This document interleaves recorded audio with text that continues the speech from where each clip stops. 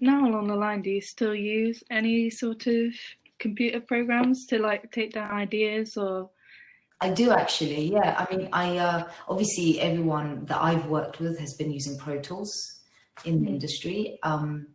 And there was this great thing that I saw Joni Mitchell talk about in an interview, and she spoke about the sort of the hierarchy of the ones in the studio that know how to use the technology. And she kind of mentioned it as if it was some silent warfare that she'd been witness to, you know, as if she'd been kind of taken out of a place of authority because she didn't know how to use the technology. And I remember thinking, you know, gosh, I mean, I guess for a female singer-songwriter in the music industry in the sort of late 60s, early 70s, you know, yeah, you could end up in quite interesting situations. So I would always, every time I'm in the studio on any project, on any record, I'd always like have my eyes glued to the screen and be like, okay, what are they doing? And so, yeah, you do kind of, you know, from my knowledge of using Cubase at 15 to then just observing very carefully when I wasn't singing or tracking vocals, you know, I can use Pro Tools, but I use it mainly for my songwriting. And I mainly do, I guess, what you would call top line writing. Although I find that terminology a little bit, I don't know, I don't think it's a very poetic term to describe what it is that I think the person that writes the words and the melody does. But yeah, I use Pro Tools actually like a filing system. So, you know, because, I mean, for example, my working day looks like me, you know, generating a lot of lyrics and a lot of melodies. And so I need some kind of a system, you know, and I think Pro Tools does have a good titling system. You know, you can basically title every track and every take, and then I can go back and see what I've got in there. It's a lot easier to collect things rather than, you know, recording into your phone just to save an idea. Yeah, or using pen and paper, you know, your notebooks can end up just piling up. And so it's just a good way to sort of go back into certain songs. And yeah. Great. Hi there. Can you hear me all right? Oh, yeah. Yes. Brilliant. This is a slightly self-indulgent question. I apologize in advance, but I personally find it very difficult to write lyrics that sound genuine and actually meaningful. And I always sort of resort back to metaphor, or resort to metaphor, I should say. As someone who writes very lyrically driven music, what sort of advice do you have to sort of get yourself out of ruts that you keep finding yourself going into? Corbin, thank you so much for your question. So it's interesting. I had exactly the same issue a few years ago. And you know what? One of the things I found was that in my case, there was a huge distance between my skill set when it came to me as a musical composer and my skill set when it came to me as a lyrical composer. It was kind of like this. And that's because from the age of 6, I had been practicing music. I'd been performing music. I don't know, maybe it's something about the nature of music that kind of we are surrounded by it and we are, you know, we hear it a lot. And so, you know, inventing music seems to be easier. Whereas when it comes to inventing with lyrics, perhaps because people use it in everyday language and there's so many different types of ways of speaking, there's so many different accents, there's so many different, you know, cultures in how people use language. And then there isn't really an educational system that is as sophisticated as musical composition. I think that's why, you know, I definitely found myself in that, having the same issue. And so the best thing I can say to you is, you know, if it's something that is a real weak spot in your skill set, you know, you need to kind of prioritize it and go after it. You know, and that means finding the best, you know, textbooks you can on the topic and then practice. So, I mean, I've got some books I would recommend. For example, Fiona Sampson is a really great British poet. She's got a couple of great books about writing and composing with words. I mean, she's obviously approaching it from the poetry field. And then there's a huge discussion about the line between poetry and songwriting, you know, and of course we can debate that, you know, till, you know, the sun sets. But you will still pick up some really interesting technicalities. You know, and I'm sorry to say, but it is those dull things like, you know, how to use adjectives, nouns, you know, how to explore the rhythms, how different poets have used rhythms in language. I'd also recommend things, although these, I mean, these might be super basic. You might already be beyond these points. There's a great couple of courses by Pat Patterson at the Berkeley College, the online school, and he just teaches you just the technicality of how to put the rhythm of words to the rhythm of music, and also how to find rhymes, you know. And again, I went down that route because it was a weak spot in my skill set, and I was like, every time I get to the end of a line, I don't know. What's really exciting, actually, later on today, you're going to be talking to Polly Scattergood, who I met at the Brit School. We're very good friends. But from the age of 16, she had like 800 songs written because her lyric writing just comes natural to her. It's phenomenal. So, you know, she, yeah, I know, it's amazing. But, you know, that never happened to me. Like, I had to sort of basically go back and learn A, B, C when it comes to lyric writing. There's another book by Fiona Sampson called Writing for the Self. I think it's co-written with Celia Hunt. And that's less focused on poetry writing, but it's about having great writing exercises so you can explore your, you know, you can mine yourself and you can mine your life and your perspective. And I'd say they're really good. And then, of course, anything that focuses on storytelling, because I think storytelling is really important.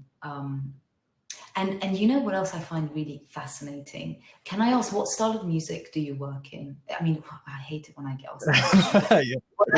What I mean is, like, is it in the, well, I assume it's not in the hip hop and R&B. Not really, no. It's more singer-songwriter, sort of folky kind of stuff, really, yeah. Mm-hmm. So I'm in the same camp as you, right? Singer-songwriter. So we have seen, when we look over to the hip hop and R&B space, that they have no problem with lyrics. And that's because that is their speciality. You know, those, you know, they have chosen to go down that special field, the way maybe some students here have decided to go down the production field. And so they're really refining their ears to the sonics of how to, like, what plugins to use and blah, blah. So it's like you need to become that refined at using words. There is that much technical skill set that's needed. So I'm sorry my answer isn't quick and easy, but it's just, you know, it just needs looking at. Yeah, absolutely. Yeah. Thank you very much for answering. I appreciate it. Thank you for the question. See you later. I have some questions as well from Faith Benson that have been sent over previously, sort of on the songwriting track, and how much, she wants to know how much you write by yourself and then with others, co-writing, sort of the struggles and the differences in that, and as well how often you write. So, I mean, when I was, I started writing when I was about 11, and I used to write almost sort of obsessively every single day. I would go to school, I would write in my lunch break, I would come home, I would write constantly. And as I've got older, I would say I've slowed down a little bit. You know, when I first went to Brit School, I had 800 songs kind of written, and now I would say I'm a lot more, I guess, critical of my own process. I go back over things and work and rework much more than I used to. I'm mid-30s, and I would say I've probably written thousands of songs, well into the thousands, but probably only about 50 of them have been released.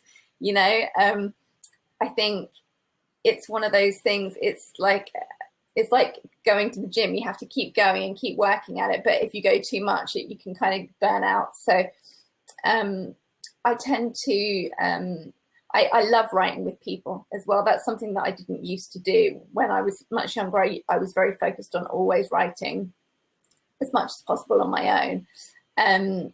But I now realize when you work with other people, other creative minds and other writers, it's just the most magical thing. When you kind of get this connection, it's like magic happens suddenly in the studio. And so yeah, I love writing with other people. I would say I try and do sort of at least 2 or 3 sessions a month with other people. I did have a regular Thursday sort of writing date with someone who I was kind of working on a project with, and I really love the regular kind of contact. I think it almost makes it a little bit more, you know, it's very easy to get distracted as a freelance and a musician. And if you have sort of a day where every Thursday afternoon you sit down and you write a song, I love that kind of idea. And also I've done some work as a mentor and working with other younger musicians coming into the music industry, just working on their songs and co-writing with them. And I always try and set myself a goal that if we start at, say, 10:30 in the morning, that we have a completed song by the time they leave, whether that be 3 o'clock or 7 o'clock or 10 p.m. You know, it's like I always want everyone to leave with a finished song that they're really happy with. I don't tend to write to a formula when I do sessions for me, but when I work with other students who are maybe slightly newer to songwriting, I often really enjoy like studying the tracks that they enjoy to get an understanding of what it is that they like. Is it, for example, like melody or structure, or just sometimes people are drawn to a track because they love the drum sound on something.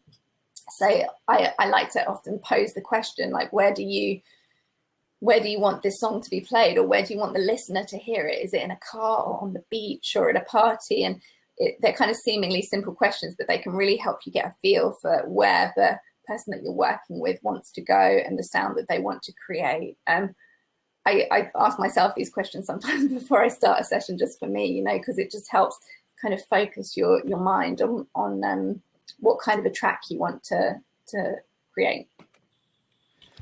I've just got like 2 questions that kind of meld into one, really. And so it's how do you both approach the harmony side of your songwriting as opposed to the song lyrics? And with that, what do you tend to write first, your music or your lyrics? Do you want to go first, Kate, or shall I? I don't mind.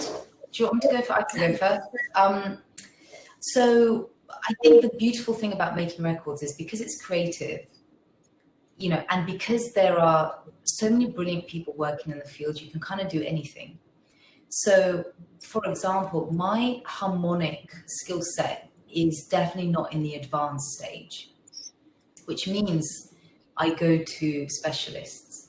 So on the last record that I made, I was lucky to work with Leo Abrahams, who is a brilliant composer and producer, a great guitarist, with Sam Dixon, with Tim Harris, with my brother Zurab Melua. And, you know, and so basically, you know, one of the things we looked at was how to paint the imaginary picture with the music and the harmony that the lyrics are painting. You know, and so to look at, you know, is this song like a poem or is it like a movie? And if it's like a movie, like how do we immerse the listener in that experience? You know, and so I can really talk to you about harmony from that abstract perspective, you know, and then I'm lucky enough to work with specialists who can actually do it, you know, and that's because like my guitar playing is a little bit more like a classical musician. So, you know, put a sheet of music in front of me and some chords, I can play it. But in terms of composing, I'm very slow when it comes to harmony. So to me, it's more about the sort of that kind of surreal artistic approach. I hope that helps. Yeah. So that's super interesting, Kate, the way that you go about it. And I would actually say I, in many ways, approach it in a similar way, because I wouldn't say it's my sort of field of expertise. It's not the first thing that I would say I'm super good at, but I tend to work with other people, producers mainly. I always work with Glenn Kerrigan, who's worked on my last few albums, and he's wonderful with harmonies and melody. And But the way that I tend to kind of do it myself is I love tracking. I work mainly with vocals when I'm trying to work out harmonies, because I'm not particularly technical on the piano or guitar. I play by ear, but I don't read music. I do everything by ear. And so when I'm in the studio, I tend to do a vocal, and then I will do like track it, but with a harmony on top or underneath it. And sometimes I will even like sing like a bass line on as a vocal, just to kind of like, and then I create these layers, usually all on vocals, and then we sometimes go through it and put one of the vocals onto a synthesizer or you know, or a piano or whatever.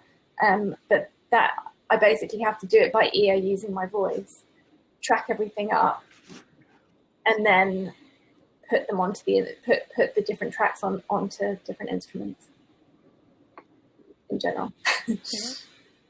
Cool. So what generally comes first, music or lyrics for you guys? For me, it's very often the lyrics. I love hearing a line, and I have hundreds of notebooks where I've just like scribbled little lines that I hear, and sometimes it will be from the most, you know, walking down the street and you overhear somebody having a conversation, you kind of write these lines down. So it's usually for me a line, but it's either a line or together at the same time usually. I also find, sorry to interrupt, Paul, I also find that question kind of sort of arbitrary a little bit. I think it's what begins it is the spark.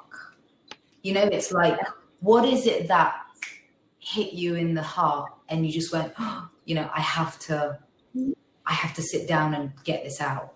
So, you know, and I'd like to say that it's more than inspiration, but it is something that compels you. Yeah, it's like a moment of inspiration, isn't it? And if only we knew exactly what it was, because that would be the magic, wouldn't it? That would be the thing that everyone got on. But do you know what I think is interesting? I think the reason why we don't know is because it's to do with what has already been. So, for example, you know, it could be one thing for me on a given day, and then that's it. I've used it up. So, like, I've used that spark of inspiration, and I can't write another I Cried for You or Spider's Web or Piece by Piece. You know, it's like those songs are now created, you know, and again, what I might have learned from creating those songs might be of no use to Polly, you know, and vice versa. So I think we have to be mindful of the fact that we are, you know, the works are being created to in a linear sort of tradition of what has already been. Cool. Thank you. Thanks, John. So you've worked with big names in like pop and rock music with Coldplay and Dua Lipa, but you've also worked with composers and different, just all across the board, different genres. So I was wondering how working with those genres differentiate, and what some of the challenges might be with each one of them. So I think there's differences and there's also similarities. So in film and TV, it tends to be a bit more ordered. So the composer will write the music generally on their own or with an assistant and working really closely with the director. So by the time the music actually gets to the engineer, there's quite a clear picture of what it needs to sound like. Certainly in terms of timing, it's all mapped out. Everything has got a click track. There's probably a really comprehensive demo of the music that's already been done in Logic. So it's really, really clear what you're supposed to record, which bits you need to record with live instruments. And then when it comes to mixing, there's also usually a very clear brief of basically, most of the time it's kind of make it better than the demo, but not wildly different from the demo. So, and because of that, and again, on film and TV, you're part of a larger production. So the music isn't everything. There's like film, there's the editing, there's post-production, sound effects, the final sound mix, all of that stuff. And the music's just one small part of it. So in terms of time and budget, there's a really tight schedule that you just have to fit into. So in that way, it's quite predictable. Once it's been booked, you've got X amount of hours to record X amount of music and then X amount of days to mix it in. and it's really quite clear what people are expecting from it at the end, hopefully, most of the time. And with rock and roll stuff, it tends to be a bit more open-ended. I mean, obviously, again, budgets will usually be set, but you might not know when you go into a studio whether you're going to do 8 tracks or 10 tracks with a band. And I guess particularly with the bands where the budget is not as limited, you might be in for 3 weeks, but then they might add another 2 weeks because they want to do something, or they might try different mixers to mix something. So that kind of open-endedness is probably the main difference between doing band stuff and working with film and TV. I would say also, in terms of the actual session, obviously a band session, again, is a bit more flowing. You might try different things out on the day, whereas on an orchestral session, you might move a soloist's mic a few foot to the left or something, or reposition one player, but it's unlikely you're going to really turn things on their head or record something completely random in the middle of the orchestral session. Whereas in a band session, of course, you might do a bunch of really different things, and someone might come up with some crazy ideas of just recording things differently, recording a random instrument, bringing in a completely different player that wasn't on the list in the morning, all sorts of things like that. But I think the thing that's actually you can have in common is being quite organized from the engineering side of things. So in orchestral sessions, it kind of makes sense because you've got a lot of microphones, you've got really strict session times, so you kind of need to be really organized. But I think for band sessions, if on the engineering side of things, you're as organized as you can be, and on the production side of things, keeping notes of everything, it means that when things get free flowing and people get creative and want to try new things, it's really quick for you to actually make things work technically because you know where everything is. And it's also really handy to then keep a track of stuff so that when 1 month later someone says to you, oh, do you remember that take that we did on like that random electric guitar we found at the back of the cupboard that we never used? If you've got a note of what they're actually talking about, it's so handy and people really appreciate it. So I think that's something that's quite in common, is being organized for both types of music. So also you wanted to talk a little bit about the Music Production Guild as well and your involvement with that. Do you mind explaining a little bit about what the Music Production Guild is and what your role is with that? Yeah, so I'm on the executive of the Music Producers Guild. We're a trade body for music producers and recording studios and engineers, mixers, mastering engineers. So we're a community. In non-COVID times, we used to have events, and we've had awards running for I think 12 or 13 years now, where we recognise production, engineering, and mixing talent. And so it's a bit different from normal music awards because it's really focused on the behind-the-scenes talent. But in COVID times, it's actually become we've always done a bit of this kind of talking to the government about the things that the industry needs. But in COVID times, obviously, that side of it has just gone a bit crazy. So we've been really involved in pushing for support for self-employed people because a lot of our members are self-employed, and working with the government and public health to get safe working guidelines for studios. So that's kind of been a lot of our work, and to enable people to keep on working safely. So that's kind of what we do. We do a lot of things, but it's basically kind of representing engineers and producers. And another part of it is, again, I'm sure a lot of the people on this call will be really aware of things like the gender imbalance in the music industry, particularly behind the scenes in studios, and other aspects of diversity. Studios are still very white. We still don't see very many disabled people in kind of high-end production positions. So that's, again, something that the MPG are really committed to working on and changing. In 2018, I think we had 12.5% female members. So, oh, cool. Yeah, so I mean, it's, you see all sorts of percentages banded about. Sometimes it's 2% or 5%. I mean, 12.5% is a terrible, terrible statistic compared to the general population, but it's twice what it was 2 years before that. And I imagine now it's probably even higher.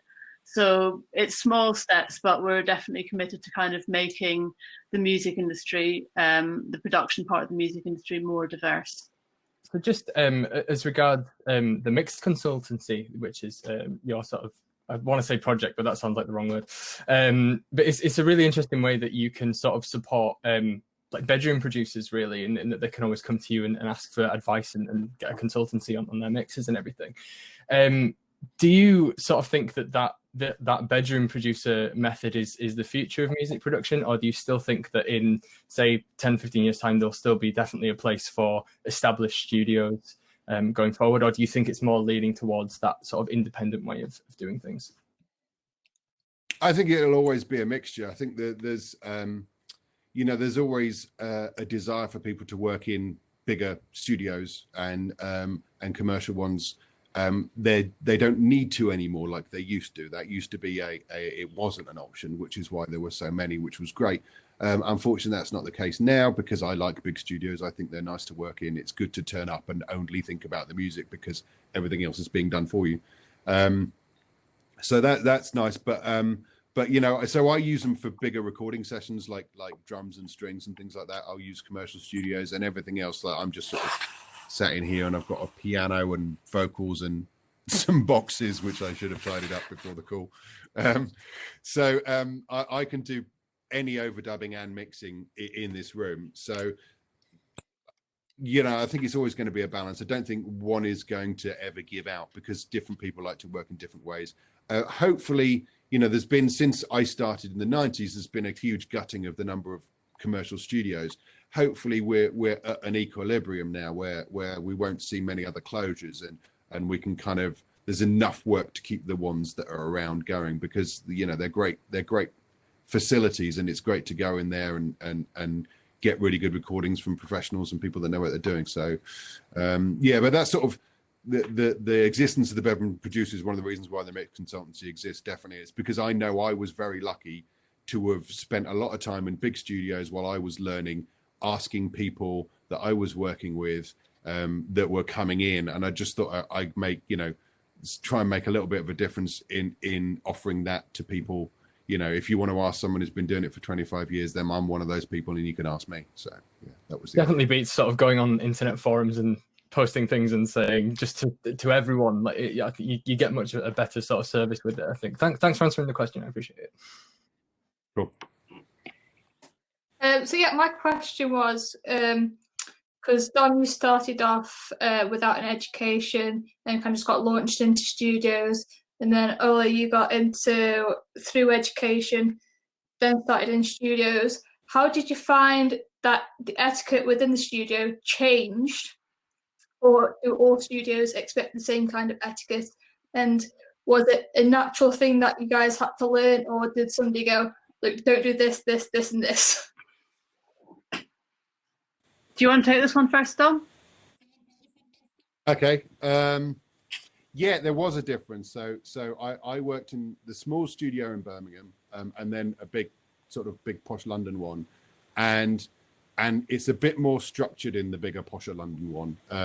There's a bit more there's a bit more separation and clear roles. To be honest, I think I always navigated it reasonably well.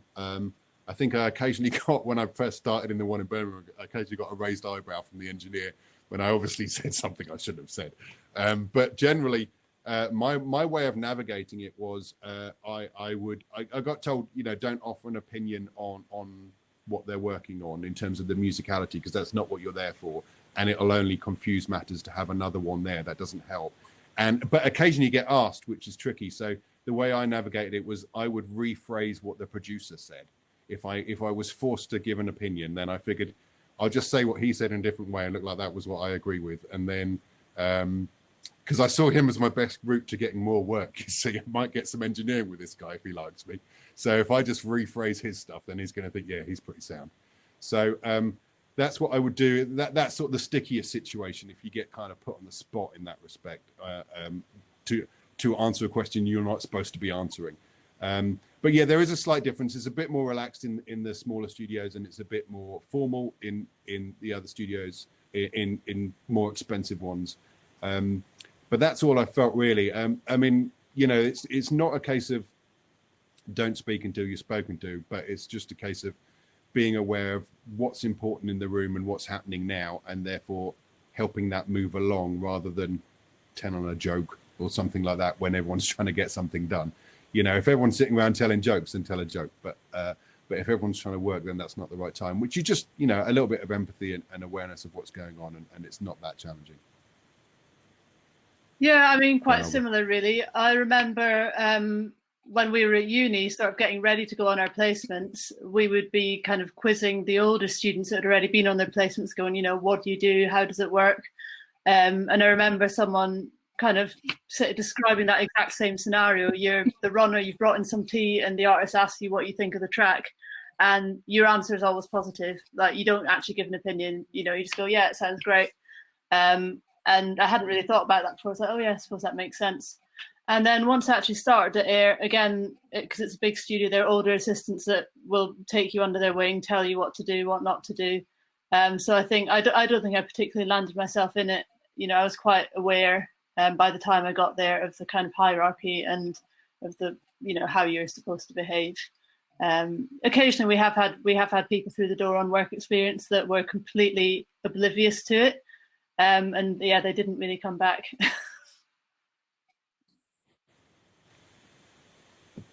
And I think at the end of the day, that if you're completely oblivious to how the room is working, you've probably not got a long career in it anyway.